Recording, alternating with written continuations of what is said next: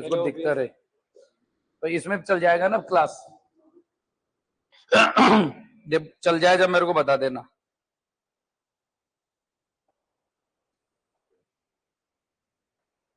दिख रही है, ठीक है, स्टार्ट है। तो वापस नमस्कार आपको दोबारा से, पहली बार ही नमस्कार करेंगे, लास्ट बार बोलूंगा, दोबारा नहीं बोलूंगा मैं। तो क्या पढ़ रहे हैं हम लोग? राजव्यवस्था नहीं पढ़ रहे, आईजीपी पढ़ रहे। क्या पढ़ रहे? आईजीपी। नए नए शब्द सिखाएंगे आपको, आधुनिक लोग हो ना तो थोड़ा माहौल तो बनाओगे। तो हम क्या पढ़ रहे हैं? आईजीपी। तो नया कोई विद्यार्थी तैयारी करने आएगा ना तो आप उससे बोलोगे आईजीपी जानता है क्या, वो घबरा जाएगा। ये तो भारी विद्वान लोग, आईजीपी कौन सा आने लगे, आज तक हमने पढ़ा ही नहीं। तो कई बच्चे हो जाते हैं ऐसे। चलो, IGP Indian government and polity. और उसमें सबसे पहले तो हम क्या देख रहे हैं? राजव्यवस्था देख रहे हैं। राजव्यवस्था में मुख्य रूप से कितनी बातें आती हैं? एक तो संविधान आता है और एक क्या आती है? शासन प्रणाली।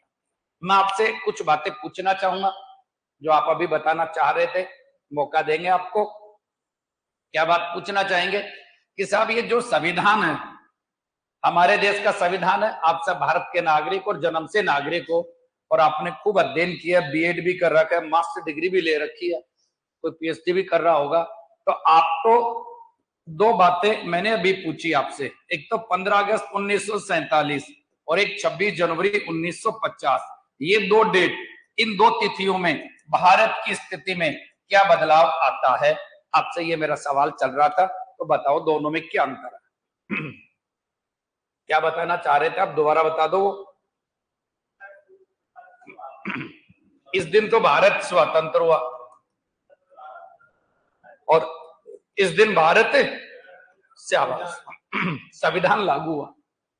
ऐसी बात तो मैं खुद ही कह रहा हूं आपको कि ये दो बात तो आपको आती है कि 15 अगस्त 1947 को भारत आजाद हुआ और 26 जनवरी 1950 को संविधान लागू हुआ। ये बात तो मैं स्वीकार ही कर रहा हूं ना, कुछ अलग हटके बताओ।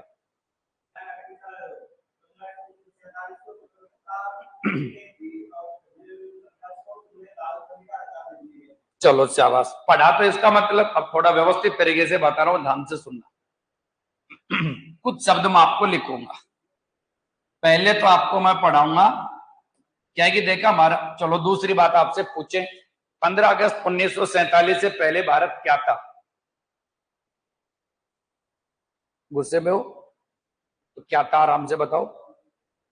नहीं पता? नहीं पता? बताओ। आजादी,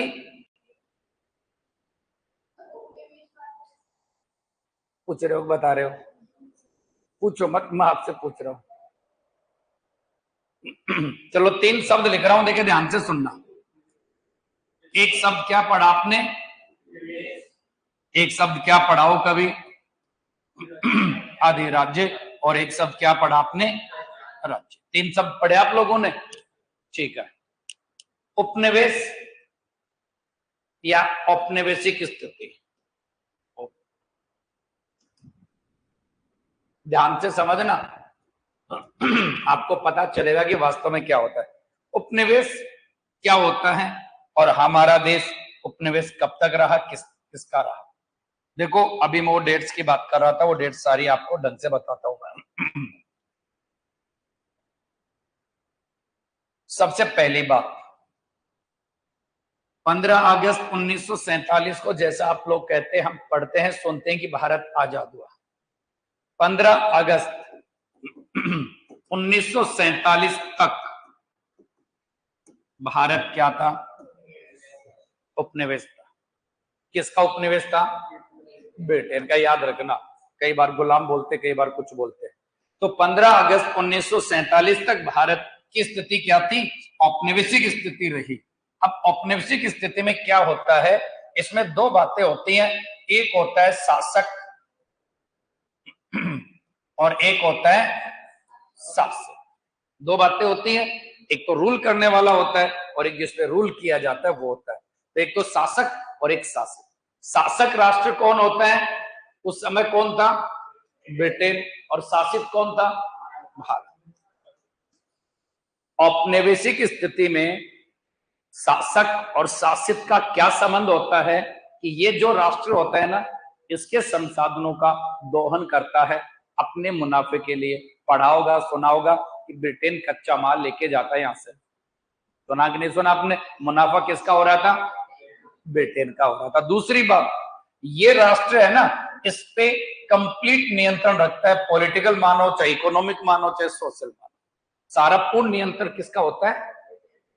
शासक का होता है कि नहीं होता? ऐसी स्थिति क्या कहलाती है? औपनिवेशिक स्थिति कहलाती है। और इसी आधार पे कहने लग गए तो हम तो गुलाम है, क्योंकि हमारे साथ बर्ताव ऐसा किया जा रहा था। सारी मर्जी किसकी चल रही थी? ब्रिटेन की चल रही थी। तो 15 अगस्त 1947 तक की स्थिति क्या कहलाई?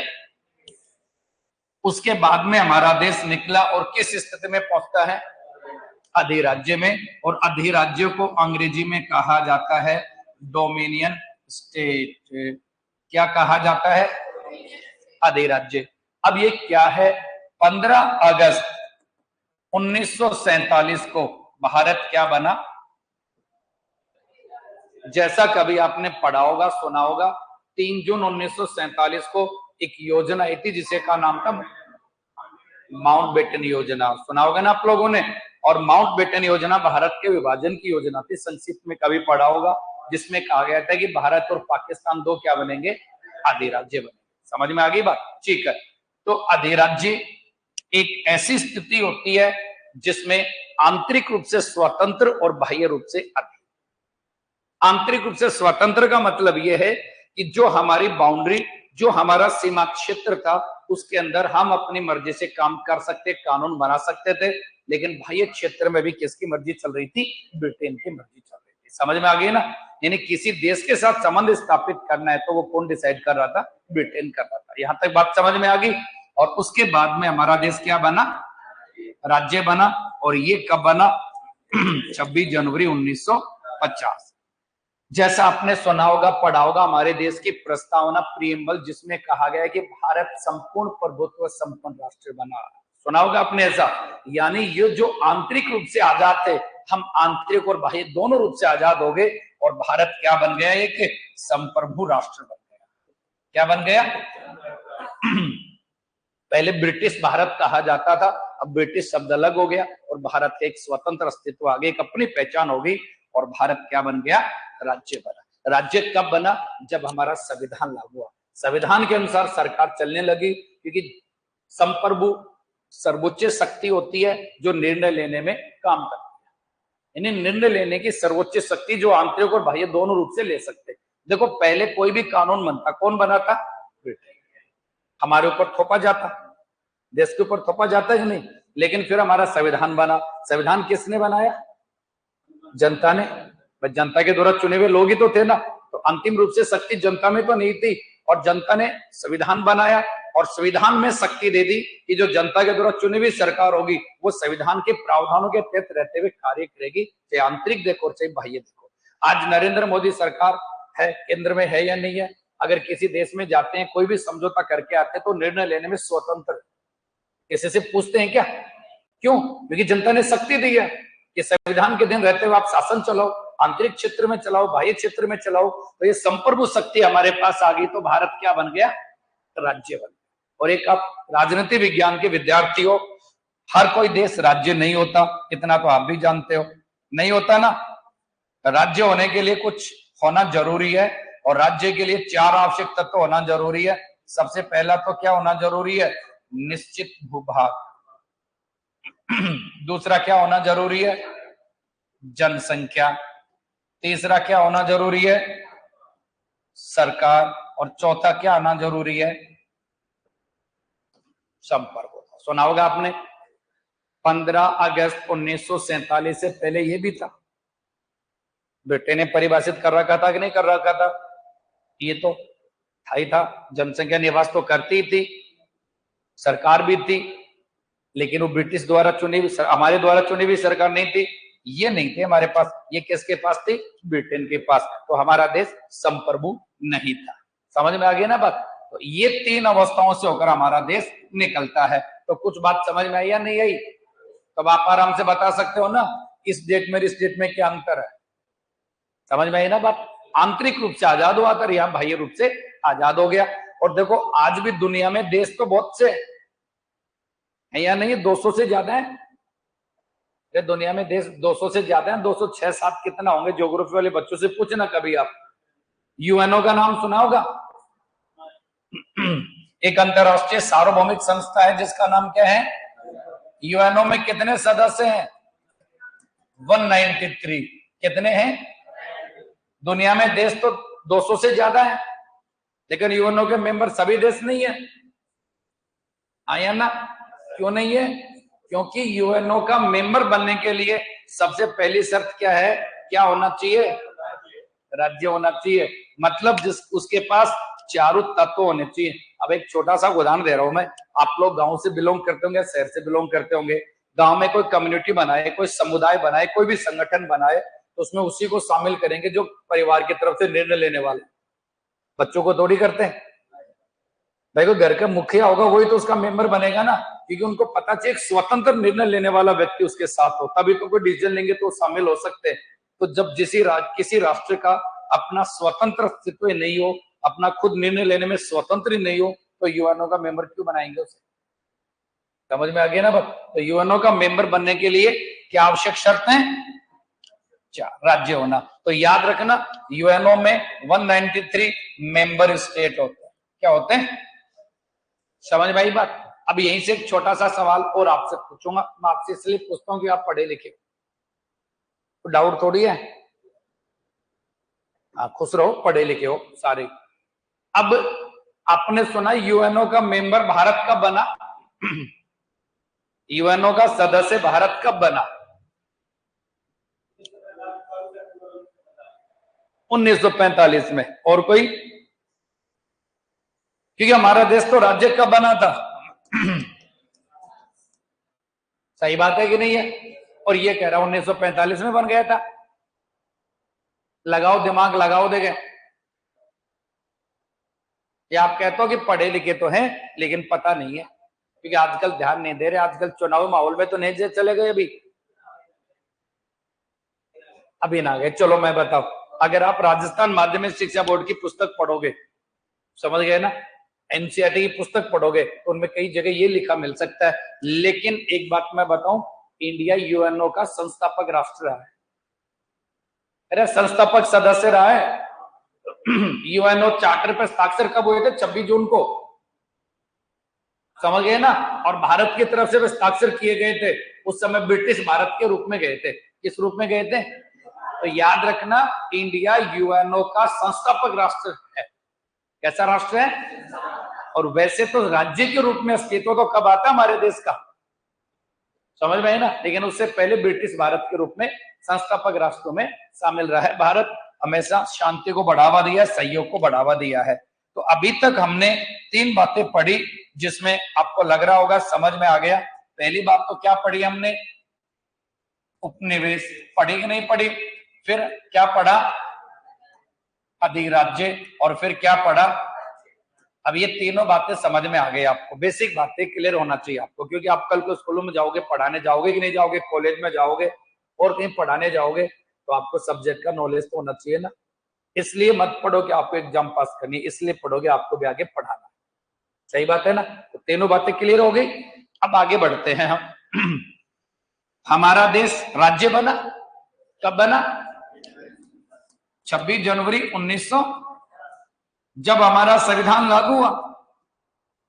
सही बात है कि नहीं है भाई। संविधान लागू होने पर हमारा देश क्या बन गया, संपूर्ण प्रभुत्व संपन्न राष्ट्र बन गया। सही बात है कि नहीं है ये। देखो हाँ करते रहो आप, ताकि मेरे को लगे समझ में आ रहा आप लोगों को। संपूर्ण प्रभुत्व संपन्न राष्ट्र बन गया। क्या बन गया, सॉवरेन स्टेट, संपूर्ण प्रभुत्व संपन्न राष्ट्र बन गया। ठीक बात है ना। और संपूर्ण प्रभुत्व संपन्न कब बना, जब हमारा संविधान लागू।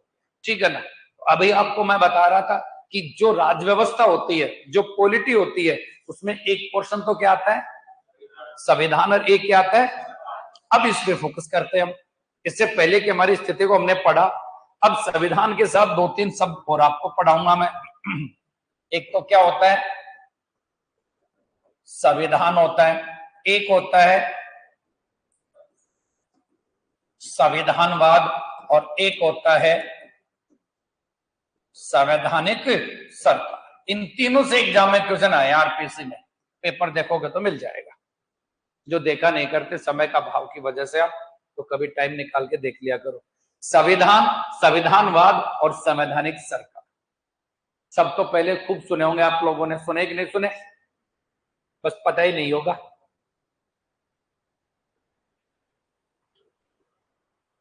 चलो मैं बताता हूं, हो सकता है वही बात आपने सुनी हो, बता नहीं पा रहे होंगे, कई समस्या हो जाती है बच्चों को।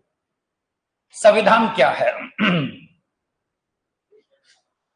इंग्लिश में तो क्या बोलते हैं आप सब जानते हो, कॉन्स्टिट्यूशन बोलते हैं। हम तो सामान्य शब्दों में, देखो कोई भी परिभाषा रटने वाली पढ़ेंगे तो कम याद रहेगी, आप तो अपने वे में याद कर लो। आप लोग कई बातें रटते हो, जैसे लोकतंत्र, लोकतंत्र के रट्टा मार रखा है। क्या रट्टा मार रखा है? जनता का, ऐसा रट्टा मारा है, बचपन से रट लिया इसको।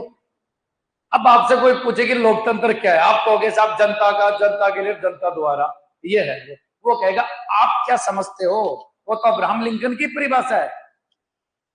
भाई जब मैं कहूं कि अब्राहम लिंकन के अनुसार लोकतंत्र की परिभाषा बताओ, तो वो शब्द बोलोगे आप, और वो शब्द तो अब्राहम लिंकन से पहले भी किसी ने परिभाषा दी थी। वो वनियान यूरोपियन यूनानी विचारक बताया था ना आपको। भाई आपसे कोई पूछे तो आप अपने शब्दों में लिखोगे कि नहीं लिखोगे? तो सीधी सा शब्द क्या कहोगे, साहब लोकतंत्र क्या है? अगर कोई ऐसा शासन जिसमें जनता पार्टिसिपेट करेगी, वो लोकतंत्र हो जाएगा। अपने शब्दों में बात कहें तो भाई लोकतंत्र किसे कहेंगे? शासन के एक ऐसा रूप जिसमें जनता भागीदार होती है। अब जनता भागीदार प्रत्यक्ष रूप से भी हो सकती है और अप्रत्यक्ष रूप से भी हो सकती है। अगर प्रत्यक्ष रूप से होगी तो वो लोकतंत्र का कौन सा रूप हो जाएगा? डायरेक्ट प्रत्यक्ष हो जाएगा। और अप्रत्यक्ष रूप से भाग लेगी तो वो लोकतंत्र का कौन सा रूप हो जाएगा? इनडायरेक्ट हो जाएगा, यानी अप्रत्यक्ष। समझ में आ गई ना? और अप्रत्यक्ष लोकतंत्र को प्रतिनिधि लोकतंत्र भी कहा जाता है, जो हमारे देश में भी है। तो मतलब कोई भी बात अपने शब्दों में समझो। अब आप में कुछ लोग तैयारी कर रहे होंगे नेट की, कुछ असिस्टेंट प्रोफेसर, कुछ स्कूल व्याख्याता, कोई और कुछ यूपीएससी की भी कर रहा होगा, दोगे तो सारी एग्जाम। सब आप पुस्तक पढ़ते हो ना भाई, कोई भी पुस्तक पढ़ते हो आप अपने सिलेबस के अकॉर्डिंग पढ़ते हो कि नहीं पढ़ते हो? वो पीछे वाला तो मोबाइल देख रहे इसीलिए दूर बैठा था क्या? अच्छा घर से फोन आ रहा तो पूछ ले संविधानवाद क्या होता है, दोबारा फोन ही नहीं करेंगे 1-1.5 घंटे तक। तो थोड़ा मन करके पढ़ो, घर वालों को बोलो कि मैं पढ़ रहा हूं बहुत सीरियस, तो थोड़ा डिस्टर्ब ना करें। सही है कि नहीं है? नहीं तो जो मेरा ध्यान डाइवर्ट हो जाएगा तो फिर समझ ही नहीं आएगा। तो क्या होता है संविधान? सामान्यतः देखो आप लोग अपनी दिनचर्या को चलाने के लिए टाइम टेबल बनाते होंगे, शायद बनाते हो कि नहीं बनाते हो? अपनी लाइफ को कंट्रोल करने के लिए, अनुशासित करने के लिए, भाई इतने बजे उठना होगा, ये पढ़ना होगा, यहाँ पे ये काम करना होगा। वो क्यों बनाते हो? अपनी लाइफ को नियंत्रित करने के लिए। सही बात है कि नहीं है? अब देश भी होते हैं, अब देश का शासन भी चलाना है, तो देश के शासन को चलाने के लिए भी कुछ नियम कानून तो होने चाहिए ना। अरे होने चाहिए कि नहीं होने चाहिए? नियम कानून नहीं होंगे तो व्यवस्थित रूप से नहीं चलेगा। तो सामान्य भाषा में कहें तो संविधान एक दस्तावेज है, एक डॉक्यूमेंट्स है, और इस दस्तावेज में वो बुनियादी नियम और कानून होते हैं जो किसी देश के शासन के संचालन के काम आते हैं। सीधी सी बात, संविधान उन बुनियादी नियम व कानूनों का दस्तावेज होता है जो एक देश के शासन के संचालन के काम आता है, जिसे संवैधानिक विधि भी कह सकते। सीधी सी बात होगी कि नहीं होगी? अब देश तो दुनिया में बहुत से जो भी बात कर रहे थे, अच्छी अच्छी बात बता रहा हूं, देश तो दुनिया में बहुत से हैं। उदाहरण तो आपको याद ही होगा, हम यहां देखेंगे शासन के टाइप के हिसाब से कोई लोकतांत्रिक देश भी है क्या? कोई लोकतांत्रिक देश एक आधा का नाम बता सकते हो? देखिए हे भगवान झूठ मत बोलो, लोकतांत्रिक कितने के नाम बताओगे? सारा दिन लग जाएगा गिनते गिनते। सभी लगभग लोकतांत्रिक ही। हमारे आस पड़ोस में देख लो, भारत तो है ही है, अमेरिका, ब्रिटेन, ये सारे क्या है? लोकतांत्रिक देश है। दूसरे देश होते हैं जिनमें राजशाही होती है, भूटान जैसे देश, कुछ में तानाशाह भी होते हैं, अरे होते कि नहीं होते? सेकेंड वर्ल्ड वॉर में हिटलर मुसोलिनी तानाशाह थे या नहीं थे? अब ध्यान से सुनना मेरा सवाल के लिए, संविधान क्या होता है? समझ आ गई बात सबको? ठीक है, मैं आपसे दूसरा सवाल ये करता हूं, संविधान क्या सभी देशों में होता है क्या, या केवल लोकतांत्रिक देश में ही होता है? समझ गए ना बात? लोकतांत्रिक देश हो गए, निरंकुश देश हो गए, या कह सकते हैं सर्वाधिकारवादी हो गए, जो भी जिस भी टाइप के देश है, संविधान क्या केवल लोकतांत्रिक देश में होता है या सभी देशों में होता है ना? छोटा सा सोचने वाला सवाल। तो आप क्या मानते हो, सभी देशों में होता है, लोकतांत्रिक में होता है? तो कौन कौन है ऐसा जो केवल लोकतांत्रिक में मान रहे हैं? 1 2 3 4 5, और बाकी सबन में मानेगा? ठीक है, तो सबन में अच्छी बात है ना। और बाकी ये न सबन में मान रहे न लोकतांत्रिक में मान रहे, ये तो देखेंगे जहां होगा वहां। ठीक है, अब याद रखना, देखो संविधान तो सबन देश में होगा, सभी देशों में होगा कि नहीं होगा? क्यों? क्योंकि देश को चलाने के लिए तो चाहिए नहीं चाहिए। अंतर क्या हो जाता है, लोकतांत्रिक देशों का जो संविधान होगा ना, वो संविधान जनता की मर्जी से होगा, जनता की राय ली जाएगी। लेकिन बाकी देश शासक अपने हिसाब से बनते। फ्रांस का पंचम गणतंत्र पढ़ा, चतुर्थ गणतंत्र पढ़ा, तृतीय गणतंत्र पढ़ा, पढ़ाया था मैंने आपको, अरे या नहीं है? तो जैसे जैसे शासक होगा अपने हिसाब से संविधान बनाएगा कि नहीं बनाएगा? पहले पाकिस्तान हमारे पड़ोसी राष्ट्र, लोकतांत्रिक सरकार हुआ करती थी, नवाज शरीफ प्रधानमंत्री थे, अटल बिहारी और नवाज शरीफ के मध्य आगरा से लाहौर बस यात्रा के दौरान हुआ था कि नहीं होती वार्ता भी। फिर उस सरकार को थक्का पलट करके जनरल परवेज मुशर्रफ सत्ता में आ गए, वो अपनी मन मर्जी से।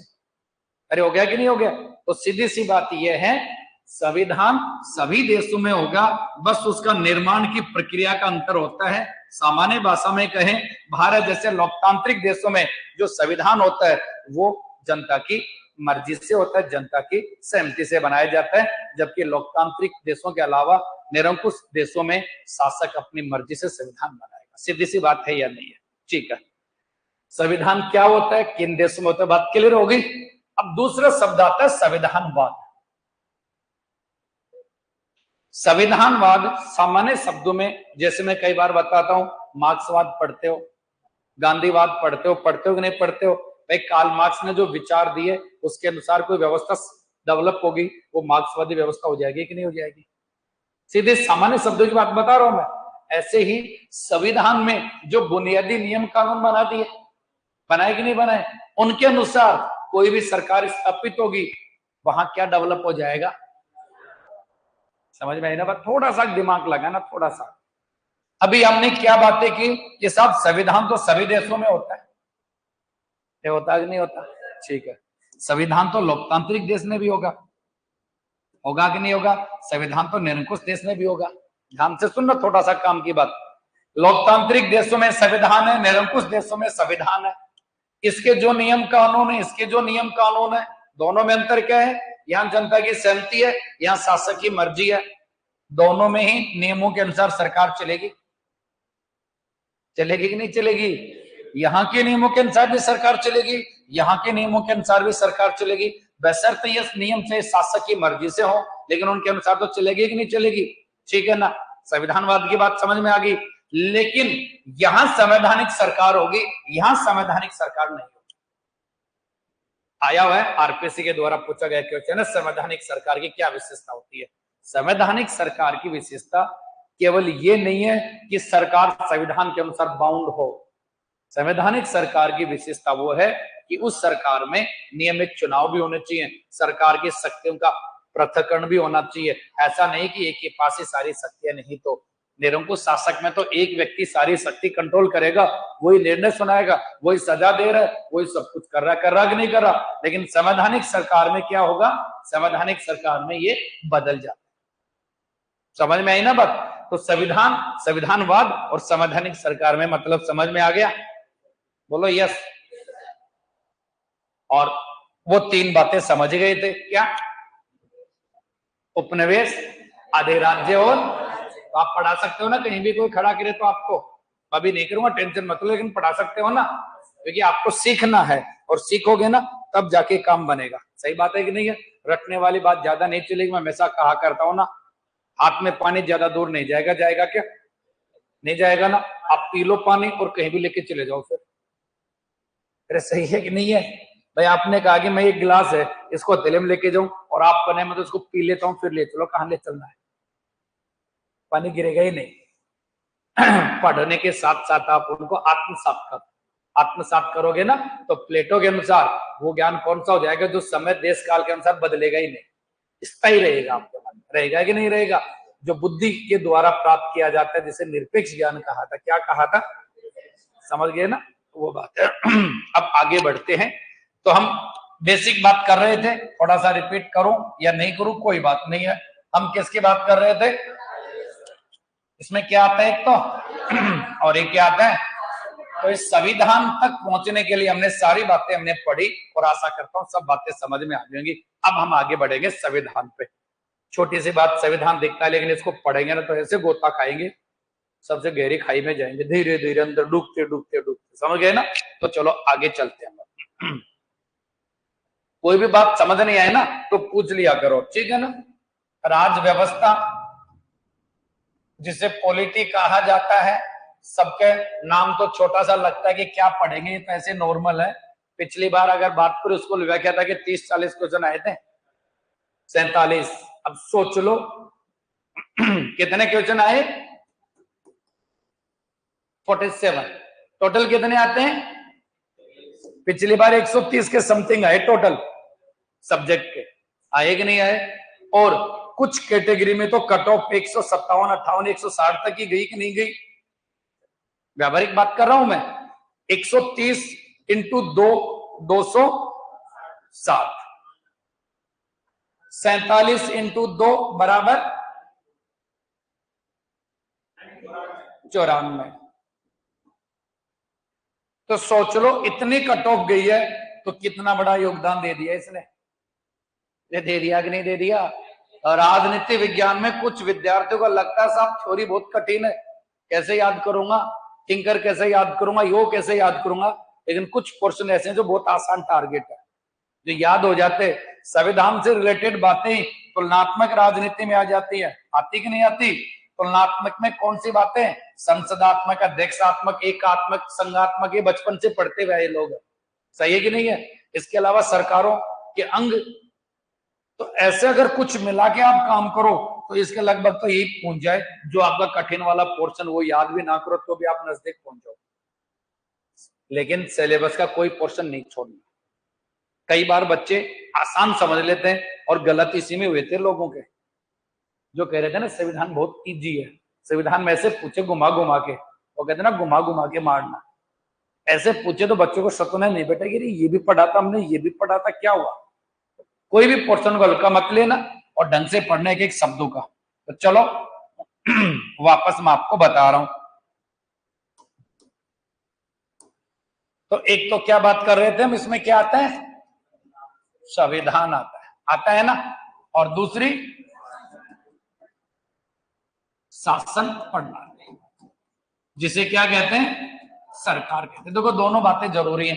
देश को चलाने के लिए नियम कानून भी होंगे, नियम कानून इसमें हो जाएंगे, और वो नियम कानून को लागू करने वाली संस्था ये हो जाएगी। तो एक तो सैद्धांतिक हो गया, एक व्यवहारिक हो गया, और इसके अलावा और भी कुछ टॉपिक होते हैं। अब सबसे पहले ये बात कर, संविधान के बारे में तो खूब सुना है, सुना है, केवल ध्यान समझना मेरी बात, पढ़ा नहीं है, सुना है खूब। क्योंकि सारा दिन घूमते रहते हो, आंटे रहते हो, तो कोई ना कोई सुनाता ही रहता है कि नहीं है? तो ऐसे संविधान के बारे में क्या क्या सुना होगा। संविधान को बढ़िया तरीके से तैयार करना आप लोगों को, उसको 3 सेक्शन में लेके बढ़िया विस्तृत रूप से पढ़ना होगा। पहला सेक्शन क्या ले आप? नहीं पता? संवैधानिक विकास। क्या ले? सुना होगा, क्या होता है बताऊंगा मैं सारी बातें।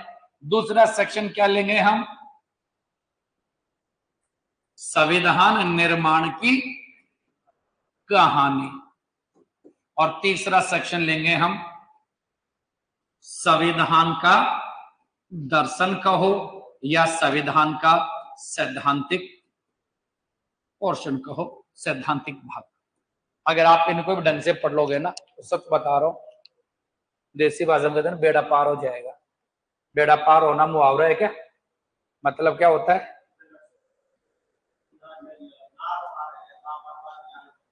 अच्छा, नाव पार हो जाए, लेकिन राजस्थान में तो नाव कहां चलाएंगे हम?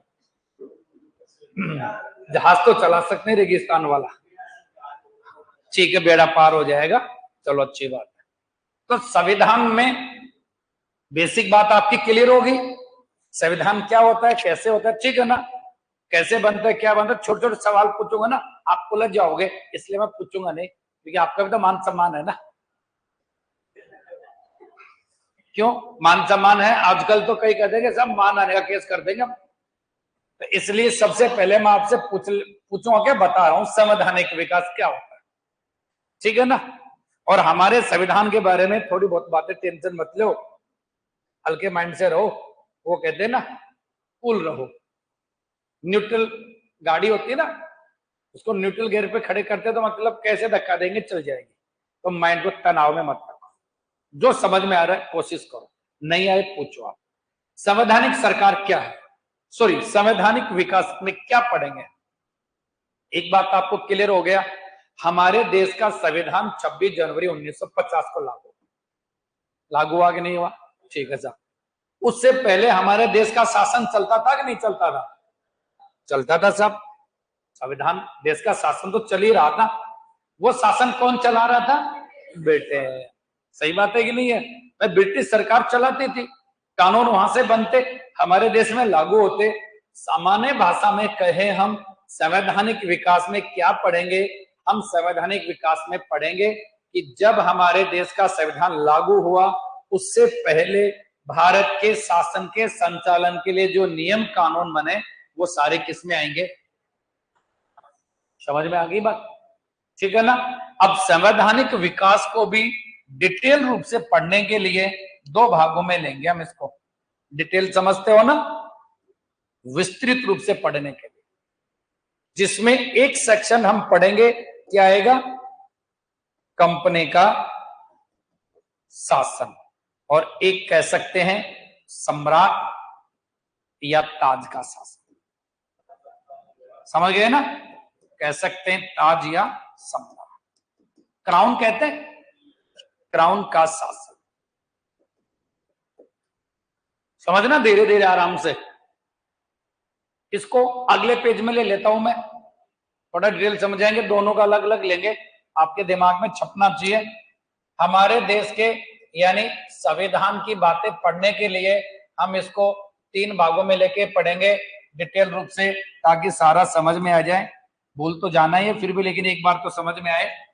जिसमें एक तो क्या पढ़ेंगे हम, देखो भूल गए ना इतनी देर में। अच्छा, संवैधानिक विकास। दूसरा क्या पढ़ेंगे? संविधान निर्माण की कहानी। और तीसरा क्या पढ़ेंगे? संविधान का दर्शन। देखो डॉक्टर भी कई टाइप के होते हैं। कल परसों एक जना कह रहा था, साहब मेरे ऐसे कोई बीमारी से हो गई, तो मैं चक्कर लगा रहा था, एक ने कहा साहब वहां जाओ वहां ही होगा, एक था बोला मेरे साथ, उसने कहा मेरे साथ चल, एक पुड़िया दी, इलाज हो गया। समझ में एक बात नहीं है? बीमारी छोटी सी होती है, जिसको जितना पैसा कमाना होगा उस बीमारी को उतना बढ़ाएगा।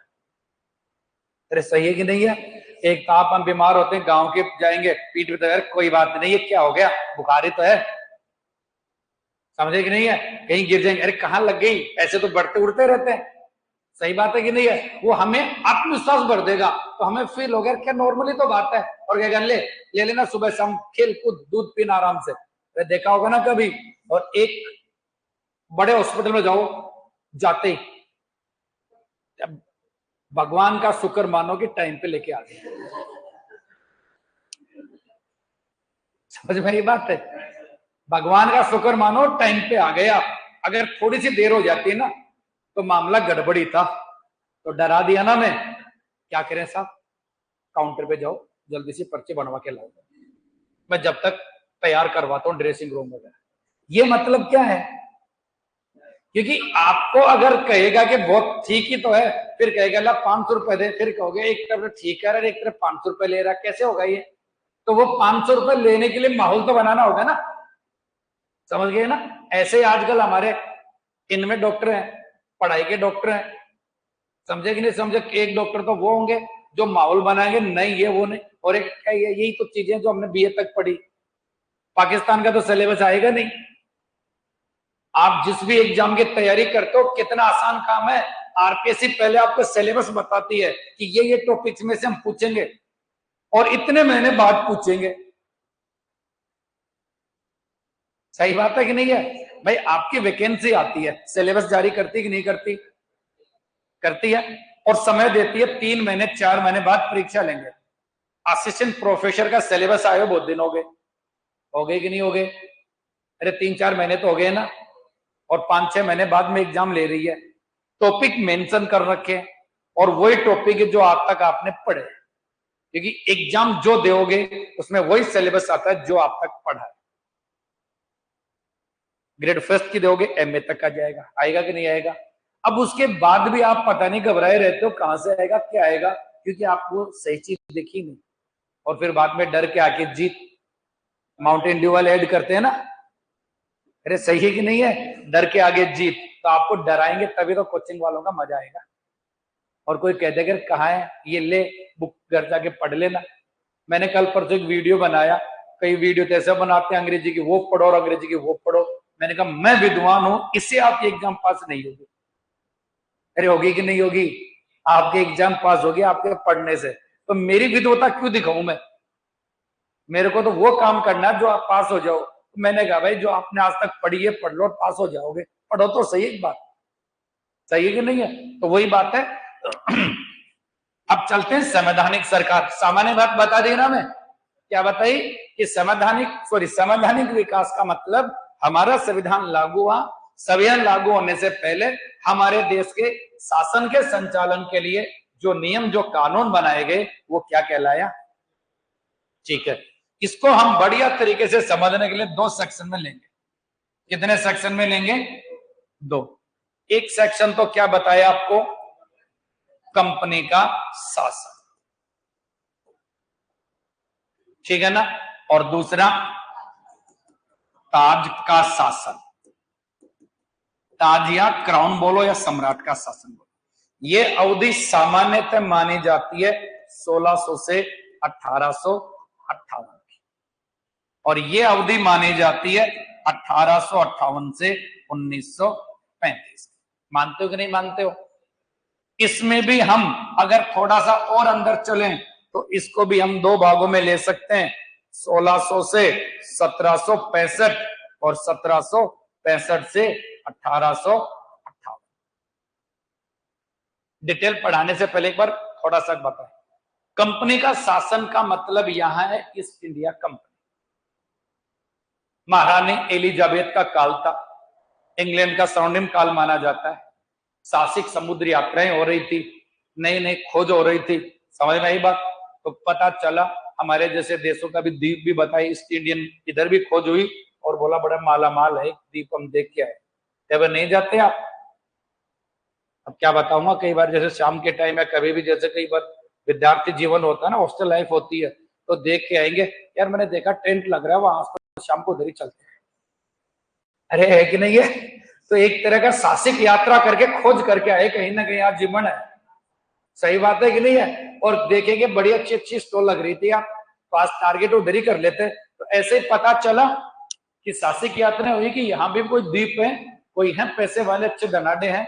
तो ऐसे ही पता चला और एक कंपनी ईस्ट इंडिया कंपनी की स्थापना हुई सन 1600 में, और उसे व्यापार करने का अधिकार दिया चार्टर के द्वारा। 1600 में दिया कि नहीं दिया? वो आई हमारे देश में, आई कि नहीं आई? व्यापार करने आई। अब व्यापार करने के लिए अपना ठिकाना तो स्थापित करेगी कि नहीं करेगी? जिन्हें व्यापारिक केंद्र या व्यापारिक कोठियां जो भी बोले। और पहला व्यापारिक केंद्र कहां स्थापित किया था? सूरत में किया था कि नहीं किया था? धीरे धीरे करे और इनको फिर क्या कहने लगे? प्रेसिडेंसी कहने लगे। सुना होगा ना ऐसा आपने? ऐसे चलते रहे, व्यापार करने के धीरे धीरे व्यापारिक केंद्र स्थापित किए। लेकिन ये कहते हैं ना, ये अंग्रेजों का आगमन था। 1765 में व्यापारिक केंद्र स्थापित करते करते शासन करने लग गए थे। सुना होगा आपने, प्लासी का युद्ध कब हुआ था? 1757 में हुआ था ना। अरे हुआ था कि नहीं हुआ था? सिराजुद्दौला, समझ गया ना, अंग्रेज जीत गए, फिर उसमें शासन मिलने लग गया, हो कि नहीं है? 1765 में फिर इनको धीरे धीरे दीवानी मामले भी देने लगे। पहले आया था व्यापार करने, धीरे धीरे क्या करने लगे? शासन करने लग गए। और इसमें फिर धीरे धीरे कंपनी शासन करने लग गई, तो इनको कंट्रोल करने के लिए एक्ट बनने लगे।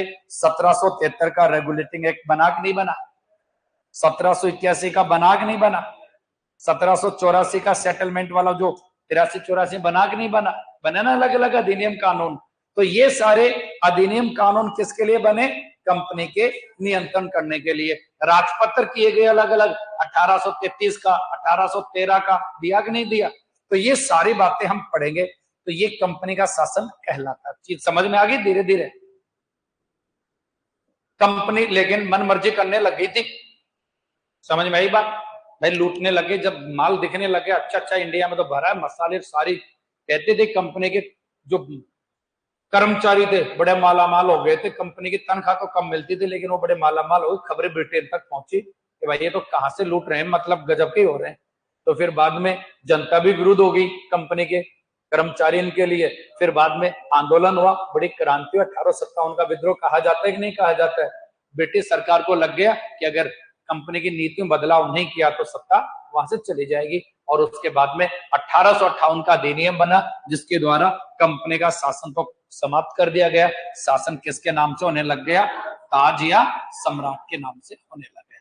देखो हमारे देश में है ना, जो संसदात्मक सरकार है वही सेट है ब्रिटेन में है या नहीं है?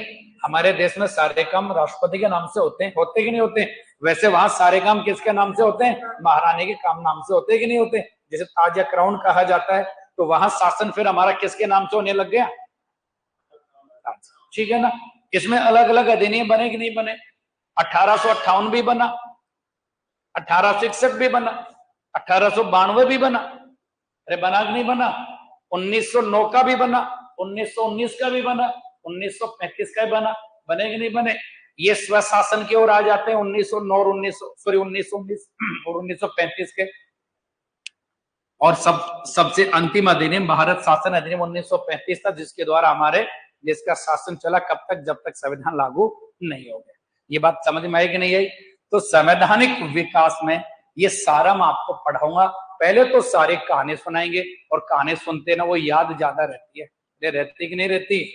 इसीलिए तो एक मूवी देखी होगी ना, दृश्यम, देखिए? नहीं देखी? कोई बात ना, मैं ये नहीं कर रहा उसका प्रमोशन कर रहा हूं, एक बात बताया हूं उसमें कैसे दिखाए गए हैं। कहानी के रूप में पुलिस वालों गुमराह कर दिया, तभी तो कहा था visual memory is the strongest memory. आप कोई भी देखो, आज आपने कोई भी 10-15 साल पहले 1975 में शोले आई थी, हाँ कब आई थी? तब अस्तित्व ही नहीं होगा। अरे नहीं होगा ना, शायद 75 की समथिंग है, क्योंकि मेरी एक लगभग वही है। आज कितने साल हो गए उसका ये? आप जब होश संभाले होंगे तब देखी होगी मूवी, आज से 10 साल 20 साल पहले देखी होंगी। विजुअल मेमोरी, विजुअल मतलब तो देखो और जो सुनो, आज भी आपको याद हो उसके एक डायलॉग। जैसे कोई डायलॉग बोलेगा आपके दिमाग में तस्वीर घूमेगी। अरे है या नहीं? सुरमा भोपाली वाली बात आते कहोगे हाँ, वो कहेगा गब्बर ये गब्बर वो। तो मतलब समझ में एक बात क्या कहना चाह रहा हूं मैं? ये कहना चाह रहा हूं सुनी हुई बातें, विजुअलाइजेशन सबसे स्ट्रॉन्ग होता है। तो अगर हम आपको सारी कहानी सुनाएं और उसके बाद में लिखवाएंगे तो एग्जाम में क्वेश्चन आएगा ना, तो वो मेमोरी घूमेगी कि हाँ इसका तो ये था, ऐसे था। तो इसलिए पहले विजुअलाइजेशन करेंगे, सारी कहानी सुनाएंगे। तो कंपनी का संवैधानिक विकास समझ आया नहीं आया? आ गया, ठीक है। अब ये इस समय ब्रिटेन की मर्जी चल रही थी ना, चल रही थी। इसी दौरान हमारे देश के स्वतंत्रता सेनानी देश की आजादी में लगे हुए थे, मांग कर रहे थे नहीं कर रहे थे। तो यहीं पे एक दूसरा पोर्शन हम स्टार्ट करेंगे, संविधान निर्माण की कहानी। अब संविधान निर्माण की कहानी में हम कहां से स्टार्ट करेंगे? हम स्टार्ट करेंगे सब यहां से, क्योंकि स्वराज्य विधेयक तैयार किया गया था तिलक के द्वारा, जिसमें पहली बार मांग हुई थी कि हमारे देश का भी संविधान बनाओ साहब। समझ में आई बात? ब्रिटिश सरकार से मांग की गई। इसमें सबसे पहले आपको ये पढ़ाएंगे कि भारत के किन किन नेताओं के द्वारा कब कब संविधान निर्माण की मांग की, ठीक है ना। और संविधान निर्माण की मांग के साथ उसका रेफरेंस आपको लिखवाएंगे। अब उसके बाद में हम पढ़ाएंगे आपको, इसमें बहुत बढ़िया वाले सवाल बन जाते हैं। दो तीन बातें इसमें आ जाती है जो बेसिक सवाल आपने देखे होंगे। एक तो यह आ जाता है कि भारत के संविधान के निर्माण की मांग सबसे पहले किसने की, छोटा सा सवाल है। एक यह आ जाता है कि संविधान सभा की मांग सबसे पहले किसने की। दोनों बातों में अंतर है कि नहीं है? देखो 1895 में तिलक ने संविधान निर्माण की मांग की कि नहीं की, लेकिन एक आप पढ़ोगे 1922 का महात्मा गांधी आत्मनिर्णय का सिद्धांत, और महात्मा गांधी का एक कोटेशन है। गांधी जी के कोटेशन क्या आता है कि भारत का संविधान भारतीयों की इच्छा अनुसार होगा। ध्यान से समझना, भारत का संविधान किन के अनुसार होगा? तो भारतीयों की इच्छा अनुसार बनेगा। तो भारतीय अपनी इच्छा अनुसार बनाएंगे तो एक सभा का निर्माण करेंगे कि नहीं करेंगे? वही तो संविधान बनाएगी कि नहीं बनाएगी? तो संविधान सभा का विचार गांधी जी के चिंतन में पहली बार देखा गया, याद रखना। समझ में आई ना बात? और फिर संविधान सभा का व्यावहारिक रूप की बात करें दुनिया में तो सबसे पहले अमेरिका में आता है फिलाडेल्फिया सम्मेलन के रूप में। संविधान सभा का अस्तित्व दुनिया में पहली बार किस देश में आता है? फिलाडेल्फिया। क्योंकि आपने सुना होगा दुनिया का पहला लिखित संविधान अमेरिका का है या नहीं है? और अमेरिका के संविधान का निर्माण फिलाडेल्फिया सम्मेलन में किया गया। तो व्यावहारिक संविधान सभा की बात किसने की, वो सारी बातें अलग से बताएंगे। तो यहां से कहानी शुरू करेंगे जिसमें हम ये पढ़ेंगे कि हमारे संविधान के निर्माण की मांग कब कब किस किस के द्वारा की गई। फिर दूसरा सेक्शन यही पढ़ेंगे कि हमारे संविधान की मांग ब्रिटेन ने पहली बार कब स्वीकार की। जो छोटा सा क्वेश्चन बहुत बार आया हुआ है और आप सबको याद होगा कि हमारे संविधान के निर्माण की मांग को ब्रिटेन ने आधिकारिक रूप से पहली बार कब स्वीकार किया। मैं तो यही कहूंगा, आपको आता है, लोगों को ये कहूंगी नहीं आता तो डाउट हो जाएगी भारत के नागरिक हो कि नहीं हो। अगस्त प्रस्ताव में, अच्छा कोई याद दिलाने वाला चाहिए, फिर तो आप सारा कर सकते हो। तो हमें पता ही नहीं था ना कि आपकी याददाश्त ऐसी, कोई बस एक बार याद दिला दे। तो परीक्षा में याद दिलवाने के लिए किसको लेके जाओगे? हाँ, मैं तो नहीं जाऊं, समझ गए ना। फिर फिशिंग चक्की फिशिंग वहीं पे बिठा के आ जाओगा, समझ गए ना। चलो कोई बात नहीं है, मैं बता रहा हूं। देखो हमारे संविधान निर्माण की मांग पहली बार कब स्वीकार की गई? अगस्त प्रस्ताव। अगस्त प्रस्ताव 8 अगस्त 1940 को लॉर्ड लिलिथगो के काल में आता है। अब आप कहोगे साहब मांग तो देखो कब से करने लग गए थे, यहां जाके इतने क्या उनकी अकड़ थी कि माने ही नहीं। और सही बात अकड़ थी भाई, ब्रिटेन की ताकतवर था, माने तो माने, नहीं तो नहीं माने। लेकिन ऊंट पहाड़ के नीचे आता है, कितने ताकतवर, कमजोरी तो आएगी ना। कहा जाता था ना इनका कभी सूर्यास्त नहीं होता था, तब सूर्यास्त होने लगा, उदय नहीं हो रहा। सही बात है कि नहीं है? तो इस समय क्या था, दुनिया का परिदृश्य देखो तो दुनिया में एक घटना चल रही थी, सेकेंड वर्ल्ड वार। सुना होगा ना आप लोगों ने। सेकेंड वर्ल्ड वार किन के मध्य लड़ा गया था? दुनिया के राष्ट्र दो गुटों में थे, एक तरफ मित्र राष्ट्र थे और एक तरफ क्या थे? एक्सिस धुरी राष्ट्र थे। इन दो गुटों में बटे हुए थे। मित्र राष्ट्रों का नेतृत्व अमेरिका, ब्रिटेन, रूस वगैरह कर रहे थे, और धुरी राष्ट्रों में जर्मनी, जापान, पोलैंड वगैरह ये हुआ करते थे, ठीक है ना। अब देखो सेकेंड वर्ल्ड वार एशिया के दरवाजे पे आ गया साहब, और भारत का दरवाजे तक भी पहुंचने वाला था। क्यों पहुंचने वाला था? क्योंकि ये जो जापान है ये धुरी राष्ट्रों का था, अरे है नहीं है। और जापान कौन से महाद्वीप में? एशिया महाद्वीप में। सूर्योदय का देश पढ़ा करते थे हम पहले बचपन में जीके में, कि सूर्योदय का देश कौन सा होता है? तो मतलब सूर्योदय कहाँ होता है? अरे जापान में थोड़ी होता है, वो तो पूर्व दिशा में होता है। नहीं पता नहीं, जापानी रखा होगा, शाम को धुला के नहला के सुबह सुबह कहेगा ले उधर हो जा। वो पूर्व में, सुदूर पूर्व में स्थित होता, तो सबसे पहले वहां दिखता होगा, या जापान से ही निकलता है। बचपन में ऐसी बातें पढ़ते थे, आनंद आता था। सही बात है कि नहीं है? चलो कोई बात नहीं है। तो अपन तो बासी सूरज देखते होंगे पहले जापान से निकल के आता होगा। तो चलो, तो जापान धुरी राष्ट्रों का मानते हो कि नहीं मानते हो? ब्रिटेन कौन से का? मित्र राष्ट्रों का। तो ब्रिटेन और जापान दोनों दुश्मन हुए कि नहीं हुए?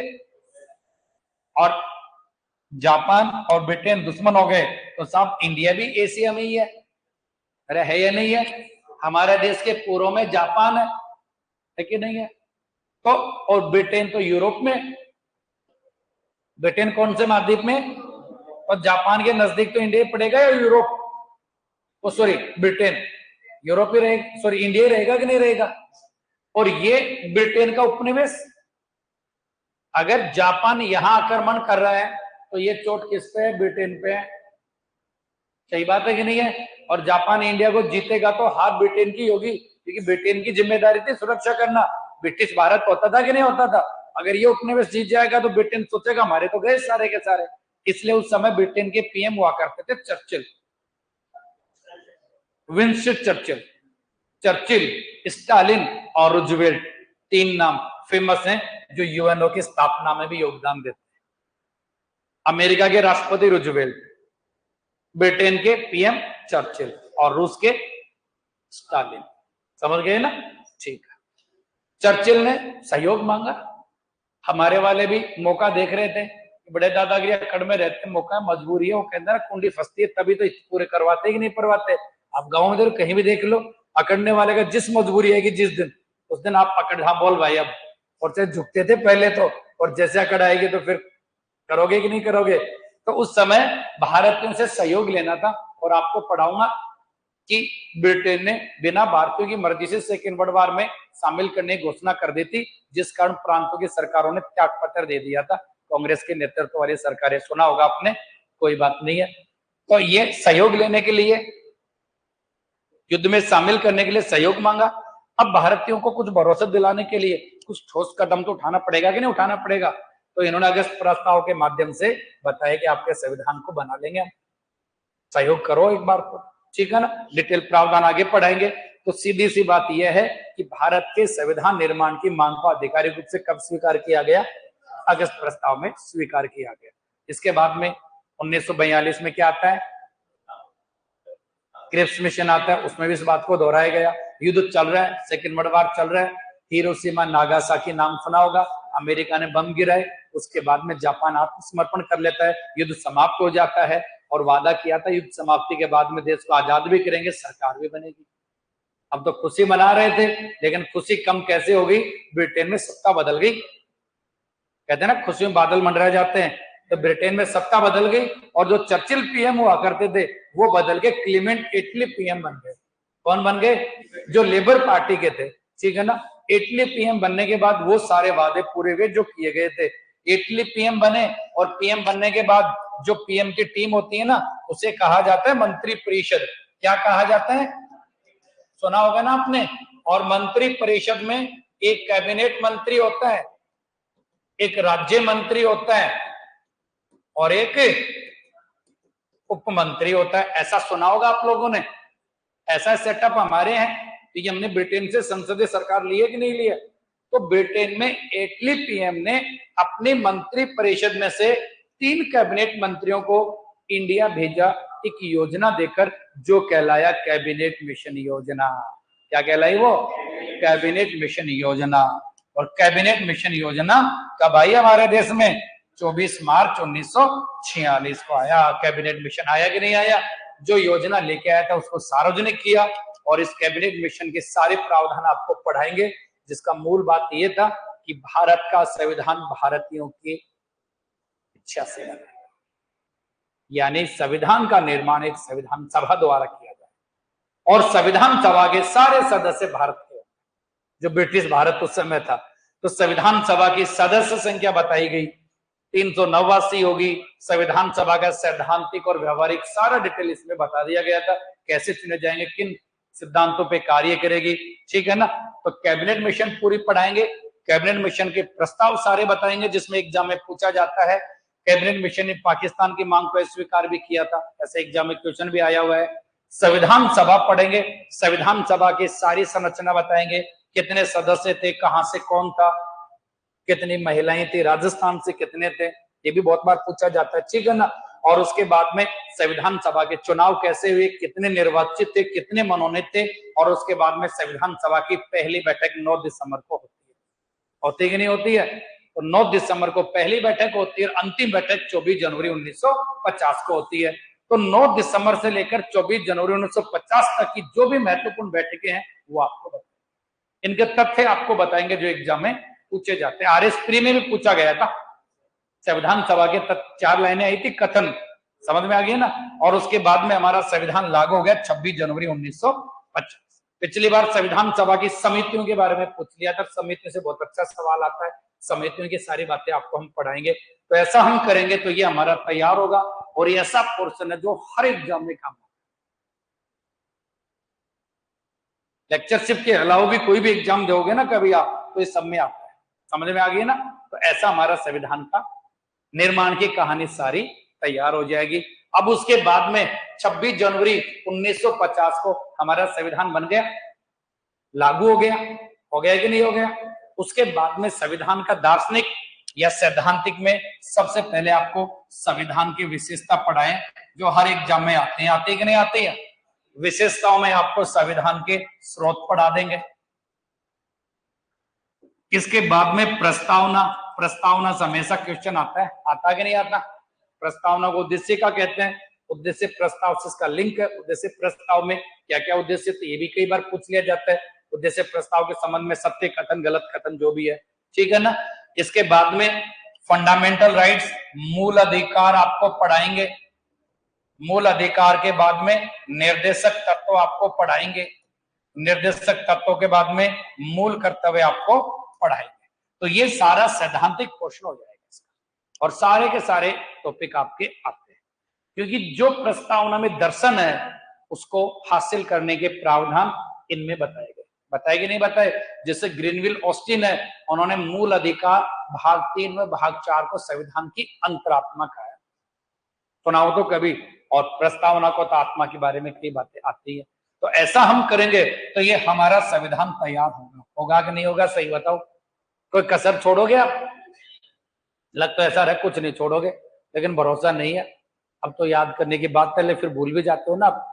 तो ये हमारा संविधान, और ये सारा का सारा आपको बड़ा अच्छे तरीके से बताएंगे, विजुअल तरीके से बताएंगे, ताकि आपको ऐसा नहीं कि पीपीटी दिखा के, नहीं, गाने सुनाएंगे। गाने सुनते हो ना गांव में बैठ के, मैं वहां गया, फिर देख ऐसे हुआ, फिर क्या हुआ, फिर भाई साहब मैं भागा वहां से, ऐसे नहीं सुनते कई बार। अरे कभी सर्दियों के मौसम में बैठे बैठे तो इतना इंटरेस्ट दादी के पास कहीं भी बैठ के, फिर क्या हुआ, अरे कुछ नहीं, चुपचाप सो जा। तो ऐसे हम विजुअल तरीके से आपको सारी कहानी सुनाएंगे। अब ये संविधान है, संविधान काम क्या आता है? शाबाश, बधाई हो, जोश तो था, लेकिन कहां गया वो। एक छोटा सवाल पूछ लेता हूं वैसे मैं, क्योंकि लिखित में पूछेंगे तब भरोसा होगा, वैसे तो भरोसा करते नहीं हो आप।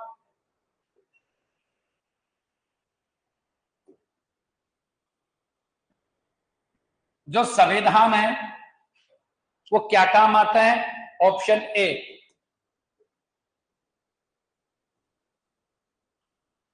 शासन संचालन के। ऑप्शन बी, नागरिकों के जीवन के संचालन के। ऑप्शन सी, 1 व 2, ये नागरिकों का जीवन नियंत्रित करने के लिए। और ऑप्शन डी, न तो 1 और न ही 2। ई ऑप्शन भी दिया करते हैं। आरपीएस ने तो 5 ऑप्शन दिया, हम तो पहले से ही दिया करते थे, और ज्यादातर ई में रहते थे आप लोग, क्योंकि सेफ खेलने वाले हो ना आप लोग। बता दो, जल्दी बताओ। ए में है, सी में है। सी में कितने जने हैं? लगभग सी में ही होंगे, तो हाथ ऊपर करो। हाँ, ऐसे भरोसा थोड़ी किया जा सकता है, ठीक है। ए में आप हो और बाकी के बच गए वो ए में ही हो, चलो अच्छी बात है। अभी हम बात भी कर रहे थे, क्या बात कर रहे थे? संविधान क्या काम आता है? देश के शासन के संचालन के काम आता है। अभी बता रहे थे कि नहीं बता रहे थे? अब ये क्वेश्चन कहीं को विवाद पैदा कर सकता है, क्यों? क्योंकि समझ जैसी होगी जवाब वैसे होंगे। हमारे जीवन को नियंत्रित, एक छोटी सी बात है, आप किसी व्यक्ति के साथ मारपीट करते हो कभी? देखो हाँ कितने कितने को पीट के आगे,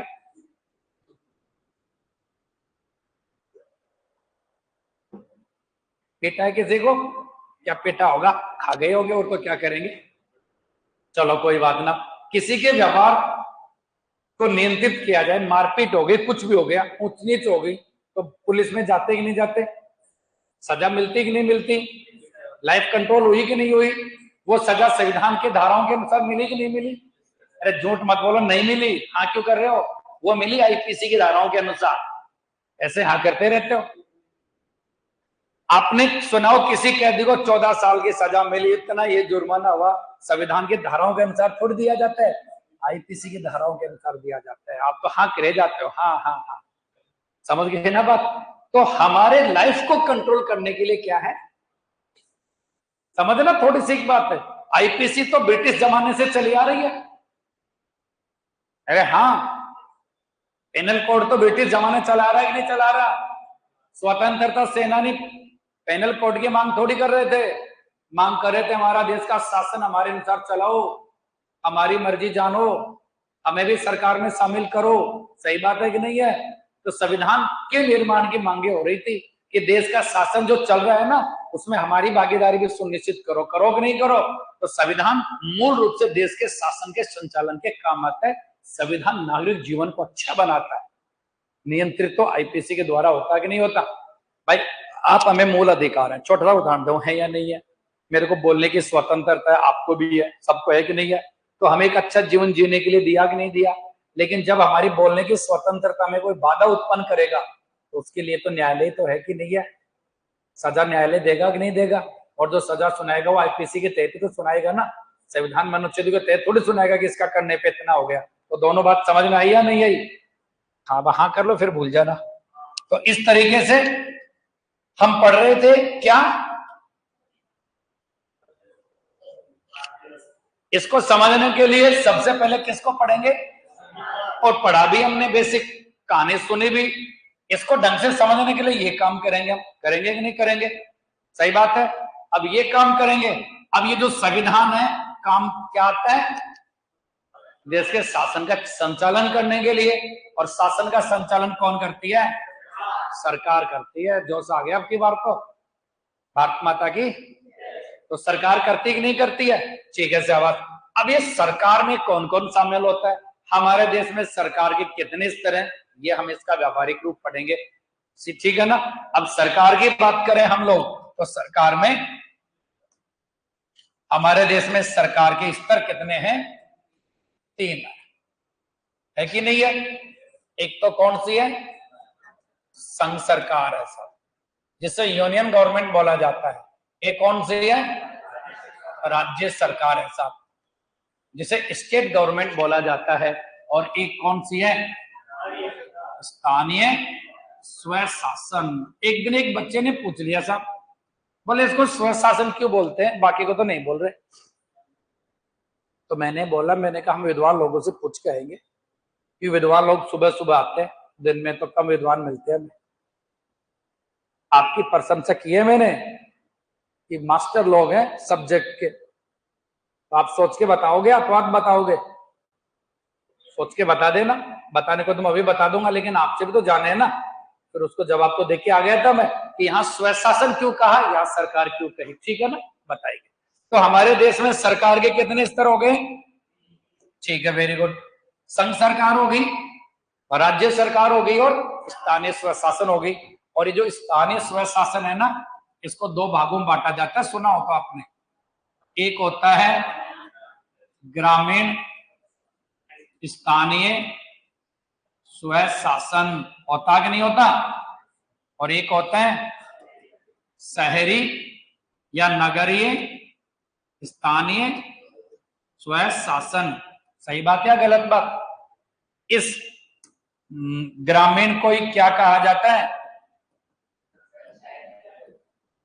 देखो हमारे राज्य में ना, राजस्थान में तो डेटा बदलेंगे, 50, 53 क्या रहेगा, चुनाव के बाद में लिखेंगे सही तरीके से, है कि नहीं है। और इसे क्या कहा जाता है, नगर पालिकाएं। सही या गलत, ठीक है। इन सब का उल्लेख संविधान में मिलेगा, मिलेगा कि नहीं मिलेगा। संक्षिप्त रूप से तो मैं बताता हूं, अभी बाकी डिटेल तो आपको बताएंगे। भाग 5 हमारे संविधान का, और 5 का नाम है संघ, नहीं कि संघ सरकार, क्या नाम है, यूनियन। और इसमें अनुच्छेद 51 से 152 आएंगे। सॉरी, गलत गलत गलत बोल दिया मैंने, 52 से 151 आएंगे। 52 से क्या आएगा, ठीक है ना। राज्य सरकार, राज्य का उल्लेख है हमारे संविधान के भाग 6 में, अनुच्छेद 152 से 237 आएगा भैया। थोड़ा सा और जोड़ लो, 213 तक तो राज्यपाल की होगी, हाई कोर्ट कौन पढ़ेगा फिर, वो अगले साल पढ़ोगे। और पंचायतों का उल्लेख है भाग 9 में, अनुच्छेद 243 से 243 तक। समझ में आई बात। और इसका उल्लेख है भाग 9 क में, ओ के बाद में क्या आता है, पी से 243 जेड और जी। कईयों को तो जेड जी के नाम से याद हो जाएगा। अरे सही है कि नहीं है। तो ये हमारे संविधान के भाग हो गए। बेसिक बता रहा हूं, अभी तो मैं डिटेल पढ़ेंगे तो एक में एक महीना लगेगा। अब ये मत कहना कि हमारी जिंदगी तो बीत गई, अब इतना समय क्यों लगा रहे हो, बीती थोड़ी ना अभी, नहीं, अभी तो चुनाव में माहौल भी तो बनाओगे आप। सरकार होती है, हाँ करो, शाबाश। सरकार के 3 अंग होते हैं, बहुत सुना होगा आपने, कार्यपालिका, व्यवस्थापिका और न्यायपालिका। सही बात या गलत बात, 3 अंग होते हैं, तीनों अंगों का अलग अलग काम होता है साहब। एक देश के लिए कानून बनाएगी, जो कानून निर्माण काम कौन करती है, इनके द्वारा बनाए गए काम को लागू कौन करती है, और न्यायपालिका समीक्षा करती है साहब, कौन कानून सही है कौन गलत है, उल्लंघन करने वाले के लिए दंड का करती कि नहीं करती है।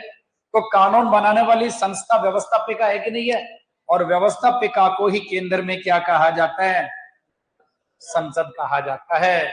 हमारे संविधान का आर्टिकल 79 कहता है संघ के लिए एक संसद होगी, जिसका गठन राष्ट्रपति और 2 सदनों से मिलकर होगा, एक का नाम लोकसभा, एक का नाम राज्यसभा। Very good. तो संसद के कितने अंग हो गए, 3 अंग हो गए। एक अंग तो क्या हो गया, राष्ट्रपति हो गया, एक अंग क्या हो गया, लोकसभा, और एक अंग क्या हो गया, राज्यसभा, और ये 2 क्या हो गए, इसके सदन हो गए। समझ आई बात या नहीं आई। राष्ट्रपति संसद का अंग होता है, सदस्य नहीं होता, याद रखना। क्या होता है, सदस्य नहीं होता, अंग इसलिए होता है, संसद का मुख्य काम कानून बनाना है कि नहीं है, सुना होगा आप लोगों ने। और कानून बनाने के लिए संसद में जो विषय वस्तु लाई जाती है उसे विधेयक कहा जाता है, बिल। और वो बिल एक्ट कब बनेगा, जब राष्ट्रपति हस्ताक्षर करेगा। तो राष्ट्रपति के हस्ताक्षर के बिना बिल बिल ही रहेगा, एक्ट नहीं बनेगा। सही बात है कि नहीं है। तो मुख्य अंग माना गया है। ये जो कानून बनाएगी लागू कौन करेगी, केंद्र में, संघ में, कार्यपालिका में एक तो कौन आता है, राष्ट्रपति, एक कौन आता है, उपराष्ट्रपति, एक कौन आता है, पीएम, एक मंत्री परिषद, और एक कौन, महान्यायवादी। ये 5 जनों से मिलकर संघ की कार्यपालिका बनती है। और न्यायपालिका में आता है सर्वोच्च न्यायालय। क्या आता है, जिसे सुप्रीम कोर्ट भी हम कहते हैं। समझ आई बात या नहीं आई। तो संघ सरकार पूरी हम पढ़ेंगे, आप लोगों को फायदा ये भी मिलेगा, आपका जो पहला पेपर हुआ करता है जीके वाले पेपर में भी ये काम आएंगे कि नहीं आएंगे। 5 नंबर आएंगे स्कूल व्याख्याता में, बाकी अदर अदर आते हैं, तो ये तो आपके कब्जे में। लेकिन बस एक वही बात समस्या, एक बस भूल जाते हो आप, बढ़ाओ याददाश्त कैसे भी कर करा के, सरकार से मुद्दा ही बना लो कि हमारी याददाश्त बढ़वाओ। सही बात है कि नहीं है। हाँ, कुछ ना कुछ मोबाइल के जगह कह दो बादाम ही दे दो इतने इतने। भाई मोबाइल बांट रहे कि नहीं बांट रहे, 5-6 हजार रुपए का, और रिचार्ज कर रहे हैं, आप कह दो मैं रिचार्ज नहीं, महीने की इतनी बादाम दे दो मैं तो। सही बात है कि नहीं है। कितने साल तक, अब बताओ, 3 साल में ज्यादा याद रहने लग जाएगा, कमी मांगने 1-2 महीने के लिए। अब ऐसे ही क्या होती है, स्टेट गवर्नमेंट, राज्य सरकार होती है। तो राज्य सरकार के भी 3 ही अंग होंगे साहब, होंगे कि नहीं होंगे? एक तो वही कार्यपालिका, एक कौन सा, व्यवस्थापिका, और एक न्यायपालिका। जो अंग यहां काम करेंगे वही अंग यहां काम करेंगे। राज्य में कानून निर्माण का काम कौन करेगी? व्यवस्थापिका। और राज्य की व्यवस्थापिका को क्या कहा जाता है? विधानमंडल। क्या कहा जाता है? समझ में आई ना बात? हमारे संविधान का अनुच्छेद 168 विधानमंडल के गठन की बात करता है। किसके गठन की बात करता है? 168 में कहा गया प्रत्येक राज्य का एक विधानमंडल होगा, जिनमें कुछ राज्यों में विधानमंडल राज्यपाल और विधानसभा से मिलकर बनेगा, और वर्तमान में 6 राज्य ऐसे हैं जहां विधानमंडल राज्यपाल विधानसभा और विधान परिषद से मिलकर बना। समझ में आ गई? तो इस तरीके से विधानमंडल के भी कितने अंग हो गए? एक तो कौन हो गया? एक कौन हो गया? विधानसभा। और एक क्या हो गया? विधान परिषद। और ये 2 क्या हो गए? सदन। कुछ राज्य में विधानमंडल राज्यपाल विधानसभा से, जैसे राजस्थान में, और जैसे यूपी का नाम सुना होगा वहां तीनों होते हैं। तो सभी राज्यों में विधान परिषद हो ऐसा कोई अनिवार्य नहीं। समझ में आई ना बात? तो विधान परिषद किस राज्य में है? 6 राज्यों में है। किसी राज्य में विधान परिषद बनानी होगी या समाप्त करनी होगी, यह शक्ति संसद को प्राप्त है 169 के तहत। किसको प्राप्त है? तो संसद किसी राज्य में विधान परिषद बना भी सकती है और समाप्त भी कर सकती है। लेकिन यहां एक बात और याद रखनी होगी, किसी राज्य में विधान परिषद बनानी होगी तो संसद अपनी मर्जी से नहीं बनाएगी, उस राज्य की विधानसभा प्रस्ताव भेजेगी तो बनाएगी। और बहुमत के लिए भी इसमें कई बार पूछ लिया जाता है कि विधान परिषद के लिए विधानसभा तो कौन सा बहुमत से विधेयक वो प्रस्ताव लेके जाएगी? विशेष बहुमत से। और संसद साधारण बहुमत से वहां बना देगी, जो आगे पढ़ाएंगे। तो ऐसे ये राज्य में कानून बनेगा। बनेगा कि नहीं बनेगा? अरे हाँ तो कर दो। तो विधानमंडल समझ आई कि नहीं आई? एक आपसे कोई पूछ लिया जाए कि साहब आज हमारे देश में कितने विधानमंडल हैं? भारत की बात कर रहा हूं मैं, जो आप जन्म से यहीं रह रहे हो। देखो कितने विद्वानों का जवाब, जितने राज्य उतने तो संख्या बताओ ना। विधानमंडल कितने हैं आज हमारे देश में? 30।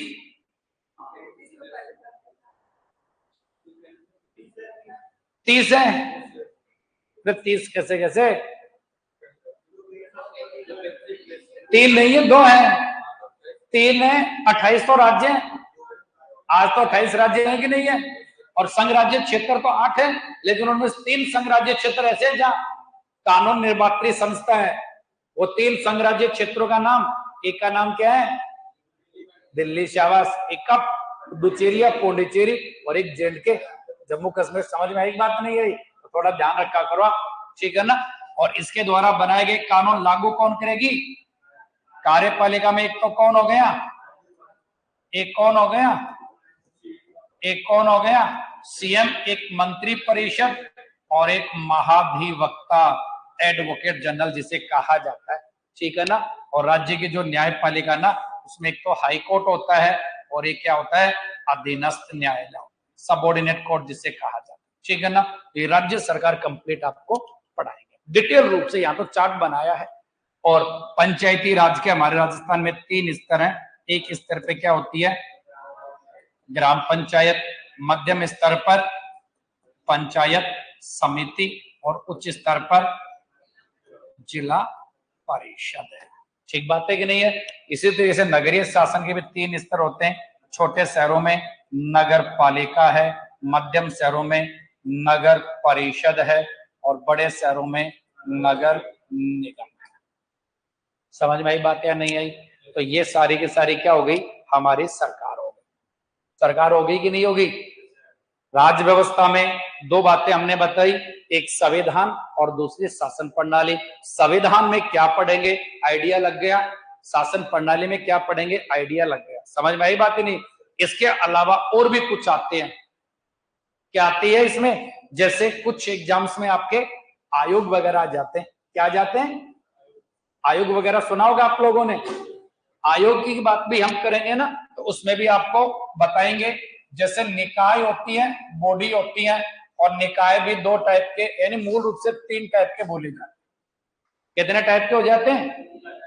एक निकाय हो जाता है जिन्हें कहा जाता है संवैधानिक, कभी सुना हो तो। एक हो जाते हैं सांविधिक,